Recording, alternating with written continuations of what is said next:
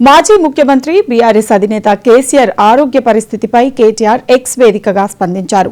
సాధారణ వైద్య పరీక్షల కోసం నిన్న సాయంత్రం ఆయన సోమాజిగూడ యశోద ఆసుపత్రిలో చేరారని తెలిపారు. బ్లడ్ షుగర్, సోడియం స్థాయిలు పర్యవేక్షించేందుకు కొన్ని రోజులు ఆసుపత్రిలో ఉండాలని వైద్యులు సూచించినట్లు చెప్పారు. ఎలాంటి తీవ్ర ఆరోగ్య సమస్యలు లేవని, వైలెట్స్ అన్నీ సాధారణంగానే ఉన్నాయన్నారు. కేసీఆర్ క్షేమం గురించి ఆరా తీస్తున్న అందరికీ కృతజ్ఞతలు తెలిపారు.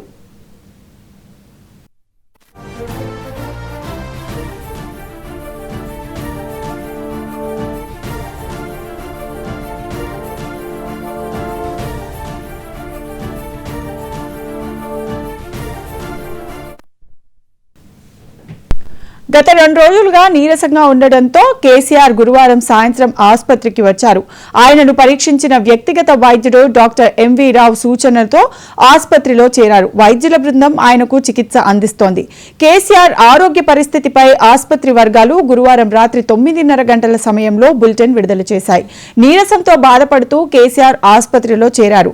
ప్రాథమిక పరీక్షల్లో రక్తంలో షుగర్ స్థాయిలు అధికంగా, సోడియం స్థాయిలు తక్కువగా ఉన్నట్లు తేలింది.